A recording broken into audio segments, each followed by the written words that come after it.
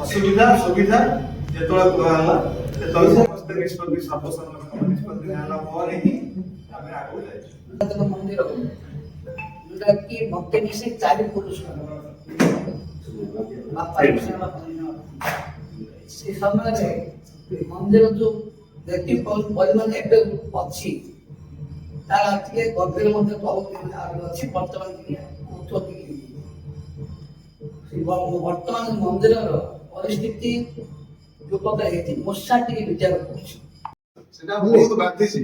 बाध्या पर हम मीटिंग होलो कमिटी निष्पत्ति लेलु हम से अशोक सर हम कांटेक्ट करलो जे हम तो हम किसी आप नॉलेज नहीं तो हम पूरे जेतु से गंजाम बहुत मंदिर से ये करछन्ते सहयोग करछन्ते तांकर मतामत नेइरी से कहले प्रथम में हमें जेतु जनसाधारण मंदिर एटा तेणु जनसाधारण मतामत नेइरी हमें मु दाशरथी बेहेरा श्री नीलकंठेश्वर सेवा प्रतिष्ठान कमिटीर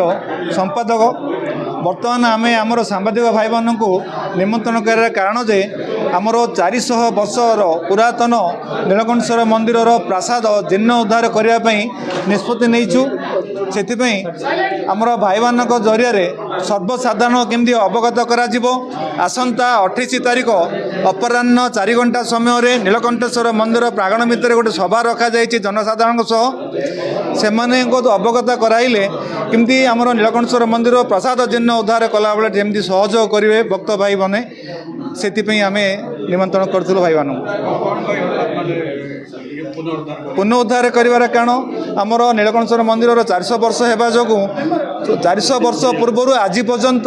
कौन से गोटे दिन मत कौन सी आम प्रकार आम किसी कार्य से भितर करना आ गर्भगृह भितर वर्षा हेले जो प्रकार पानी पशि जाऊँगी शक्ति बाहर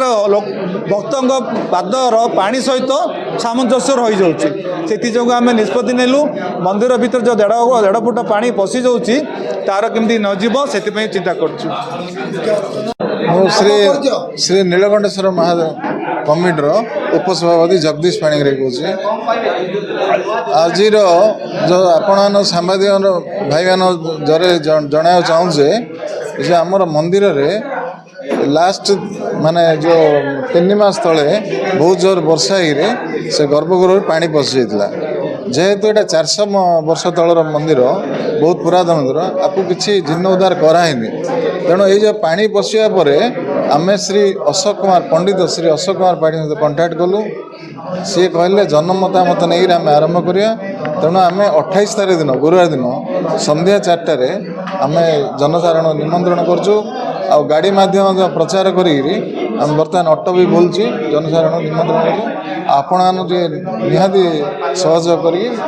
मीडिया भाई मान सहयोग कर जमी लोक अधिक आसिक सहयोग कर धन्यवाद। मन चंद्रशेखर प्रतिनिधि मंदिर पूरे तो वर्तमान नीलकंठेश्वर मंदिर होती पुरातन मंदिर से मंदिर वर्तमान गर्भगृह भितर वर्षार आविर्भाव बहुत होती जहाँकि मटी सब खोलुंट अपव्यवस्था होगी मंदिर तरफ कमिटी भाई मान द्वारा आ मंदिर पूजक मंदिर पूरे तो बसी निष्पत्ति नेलु जे मंदिर किसी पुनरुद्धार करवा जोटा कि ये जो प्रकार परिस्थिति होती सजाड़ी मंदिर सुंदर करने आम योजना अच्छी तेणु चिंता कर आपण जरिया भक्त मान जरिया ब्रह्मपुरवासी जरिया ये गोटे सुंदर मंदिर हो आमर आशा नहीं आज ये उपस्थित महादेव मंदिर हम ना पूरा मंदिर ना महादेव मंदिर पूरा फ्रंट पूरा नवग्रह मंडप लक्ष्मी मंडप आ गर्भगृह मंडप 3 मंदिर ना